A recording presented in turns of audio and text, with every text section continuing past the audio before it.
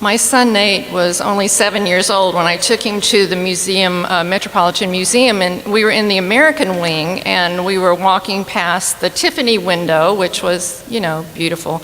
And I said, "Oh yeah, there's Tiffany. That's okay, if you like that kind of thing." And then I hauled him over to the other side of the room, where a beautiful window by John Lafarge was there, lit, not many people looking at it, and I was enthusiastically saying, "But look, just look at this one. It's so gorgeous. This is John Lafarge. He's the painter with colored glass.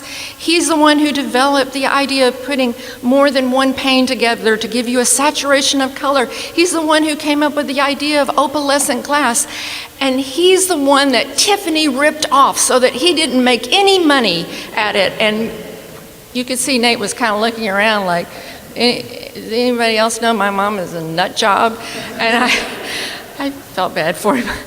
But you notice I said our guy, John Lafarge. And that's because I'm just, I came here 40 years ago and I just fell in love with this place and the history of it.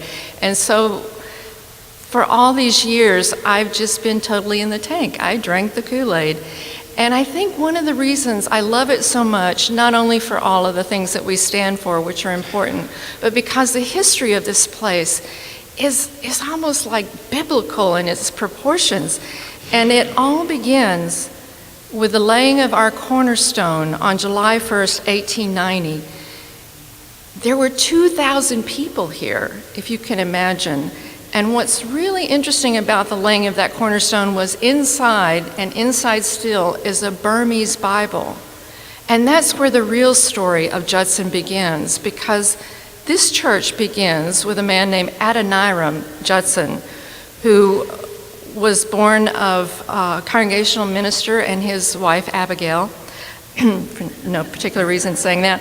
And when he was young, he was such a bright man. He wrote math and English textbooks for girls specifically. But by the time he was 23, he decided that he wanted to go into mission work, and he decided that he wanted to go overseas, which resulted in him being one of the first to go, and actually the first missionary from America to go overseas for any length of time. So he's much revered. It took him a few years to get there. There were French pirates along the way that waylaid them, but when he finally did get to Burma, he stayed there for over almost 40 years with only one trip back home. One of the things that was so impressive about what he did was he translated the Bible into Burmese, which is an incredibly difficult language, but beyond that, he actually unified the country in one language and wrote an English-Burmese dictionary, and the first dictionary that they had, and a grammar book that they still use today. He actually lived among the people in the most challenging situation. His first wife, Anne, lost 3 children. They didn't survive, and then she died of smallpox.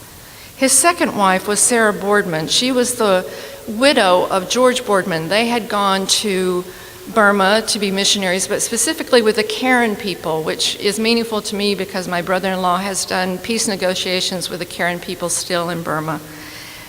She had 7 children who lived to adulthood, and Edward was the youngest, but when he was 9 months old, his mother Sarah died, and less than 5 years later, his father Adoniram died while at sea, because they thought the sea air would actually help make him well, but he died on the ship and was buried at sea in the Bay of Bengal in the Indian Ocean. Losing both of his parents in this way had such a profound effect on Edward, and it's made me think about how biography really shapes and informs so much of what happens in the world. For Edward, in so many ways, the place that we're standing now is like a substitute gravesite for him, the one place that he could finally mourn his father. And the other thing that it represents to him was, why did my parents have to go overseas anyway? Why couldn't they do mission work here? Why did he leave us? Why did she leave us?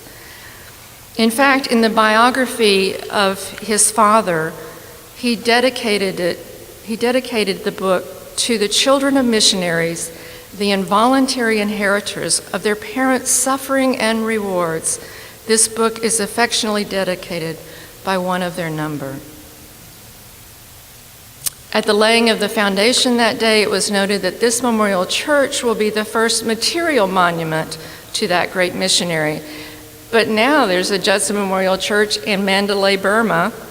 There's 36 other Judson Memorial Churches here in the United States, and there's other places that are named Judson towns or organizations. There's even a World War II merchant ship named the SS Adoniram Judson.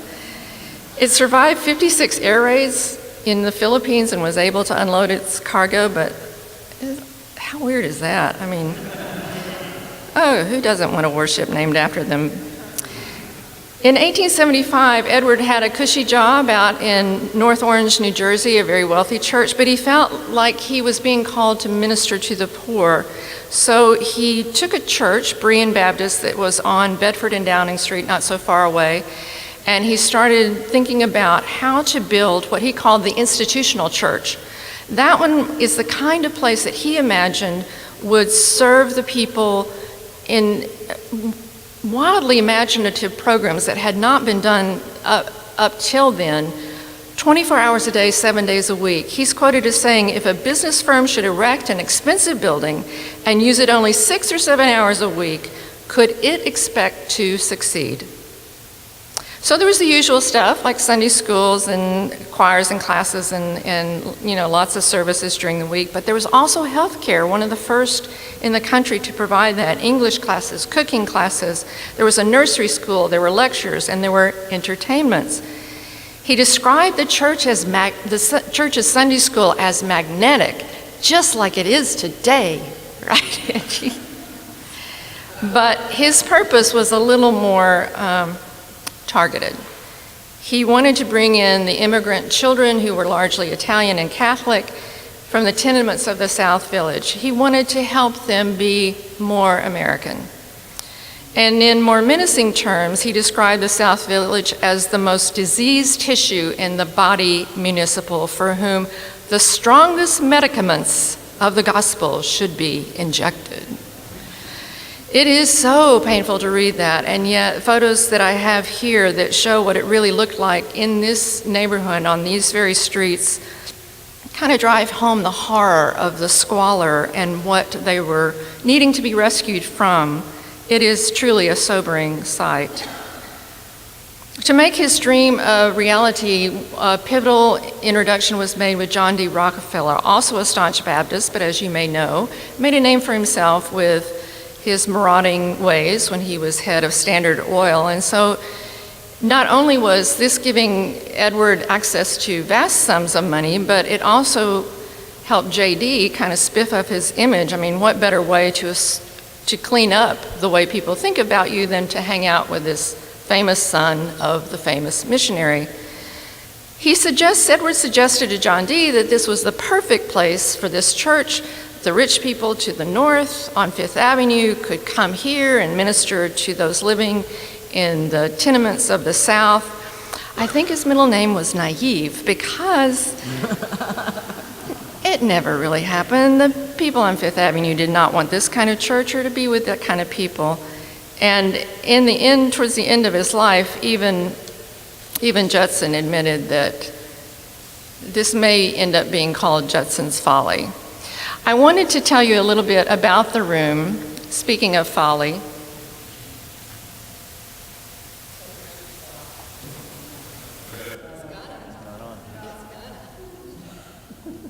It's gonna. The cornerstone was laid on this place, as I said, in 1890, but it took several years to get the money together to start building. The first service was in 1893. But in that time, Stanford, Mead, and White, the renowned architects, were enlisted to do the design, and they were specifically instructed to try to duplicate things that the Italian immigrants would see in Venice and Florence. So that's why the style of this church is Italiante Romanesque. And it had this 173-foot basilica-type tower, and it was made of the finest material that they could get at the time. And he had in mind to have this whole block as the institutional church. So next door was a place for young men to live, and there was an orphanage for a time right next door. There were health services in the back of the property. So it really was a vision of a whole enterprise that served so many of the needs of the South Village. When you come into the church, you notice that you come from the street level up to the upper level. There's even an old sign down there that says auditorium, and that was in part to give you a sense of leaving one world and entering another, but then the very practical reason was because underneath there was originally a lecture hall that was really beautifully wood paneled, and the way Macy's used to look. And then it was converted to the gym that we know now because New York University needed a gym about 100 years ago, so they paid to make that happen. But the idea of this room was to have a space that would inspire the poor people in the neighborhood to see beautiful things that were so unlike where they were living and bring them to a better place in their life. So he had the Stanford White design, which I always think of as talking to the Washington Square Arch, because White also designed that, and the rosettes in the Washington Square Arch are the same as our rosettes in our arches. Then he contracted with John Lafarge to do the stained glass. This was Lafarge's last great commission. In fact, he died in 1910 before it was completed.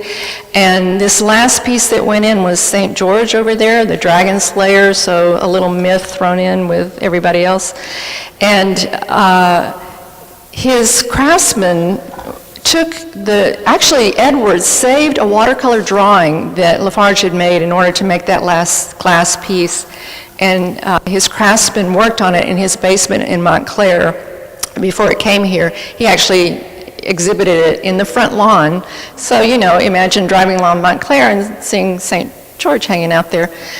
The other dedications are largely to missionary people. This first one is St. Stephen, and he was for George Boardman, who was that missionary I mentioned that was married to Sarah, Edward's mother.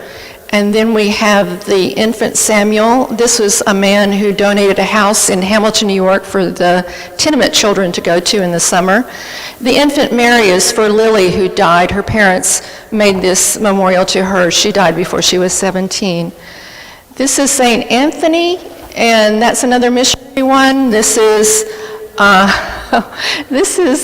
centurion at prayer, and it was for the sexton, which is to say the custodian. So I always think of it as our Roland Glass, who was our longtime sexton, and you would pray that you would never cross Roland, so it's very meaningful.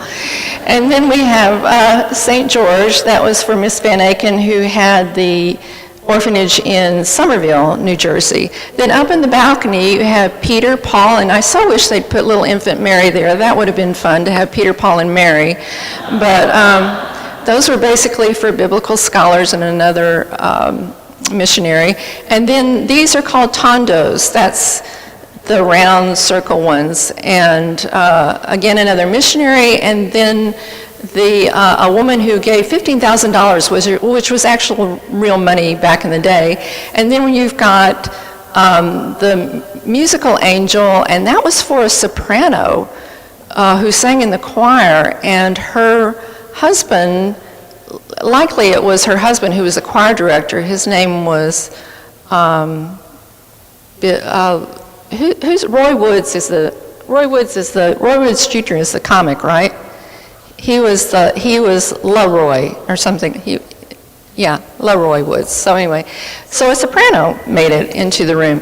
When you go to the front of the room, we have the angels that we have, I think finally figured out that it was St. Gaudens inspired, or maybe actually drafted, but it was carved by Herbert Adams, and it was actually displayed in the one of the statue exhibits, art exhibits, one of the first, where people could see statues in a very serene setting inside.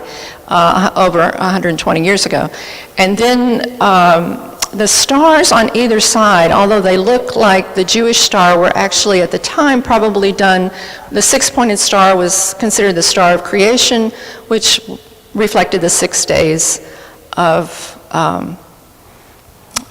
creation. Yeah, that's what they say. And then we have the rose window, which I can't talk about because I don't think it was Lafarge, although it's credited to him, and that makes me crazy. I don't like not knowing. So anyway, thank you. That, folks, is called irrational exuberance. But I love this room.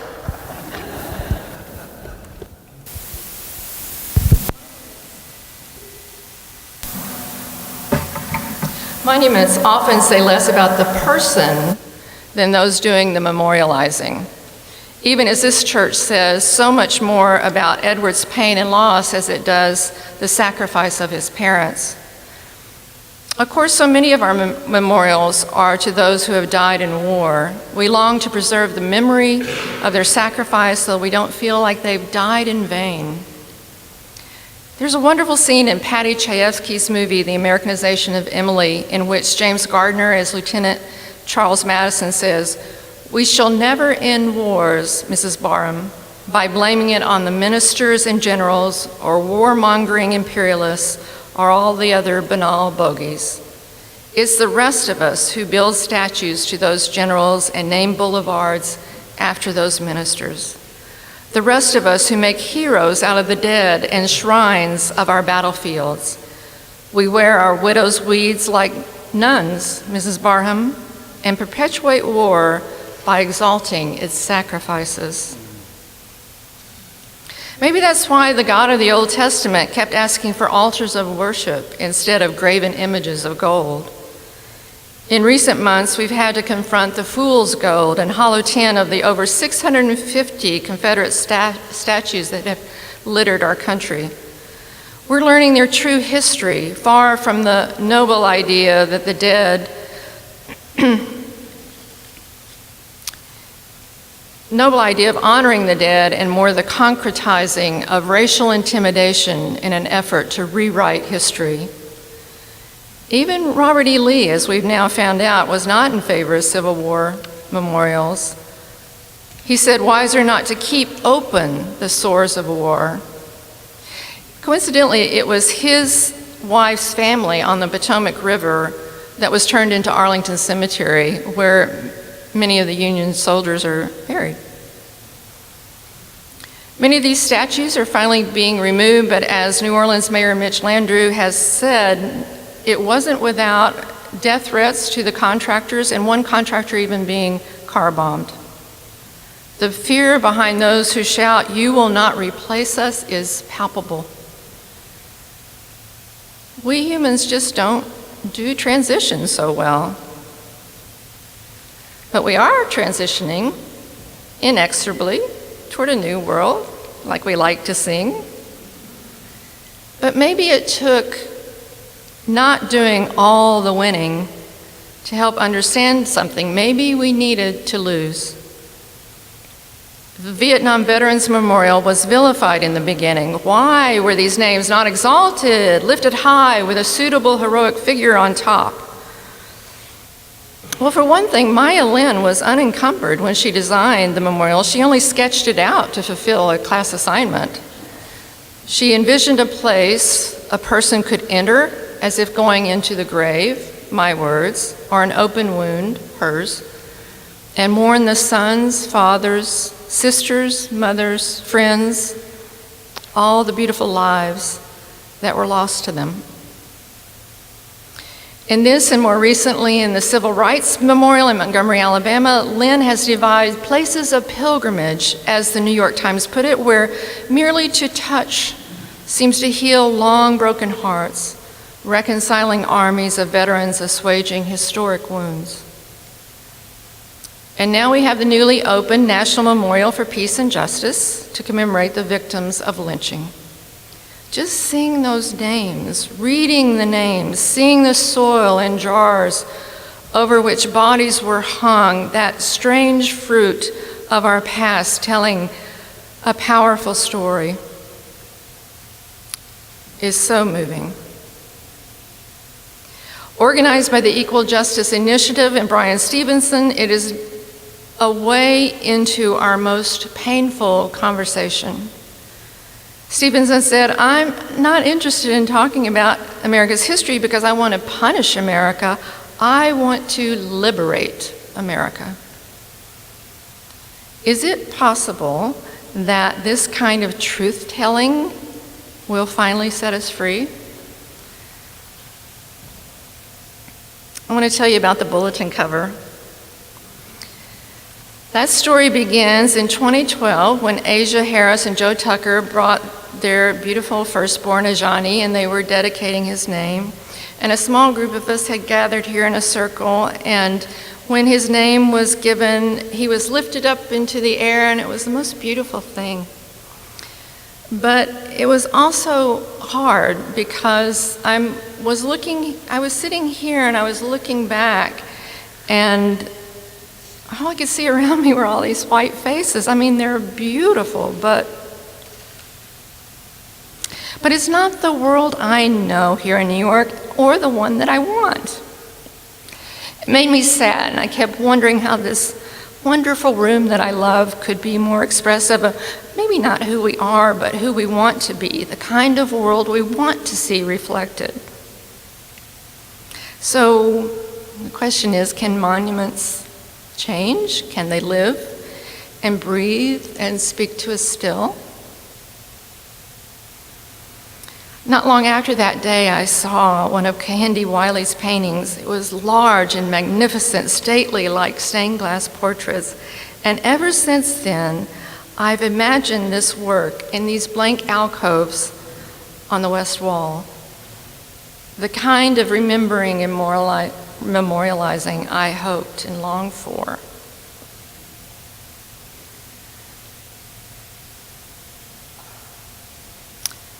Luke 21, Jesus says, one day people were standing around talking about the temple, remarking how beautiful it was, the splendor of the stonework and the memorial gifts. And Jesus said, "All this you're admiring so much, the time is coming when every stone in that building will end up in a heap of rubble."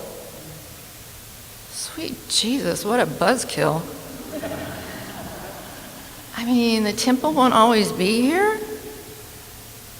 And yet you have no idea how many times we almost lost this place. I have drawings of how they were going to pave Paradise and put up a parking lot. We have drawings of how they were going to take this building down and put instead a mod utilitarian joint with all the joy and elan of Penn Station. The drawings are right over here. But we've hung on. We're still here. It's a monumental miracle. Every monument tells a story. Ours is gorgeous and generous and flawed as anyone else's. But it will continue to be a place where great things can happen. Great memories are made, as long as we can remain brave and true, faithful and honest. How lovely is thy dwelling place, O Lord. Amen and amen.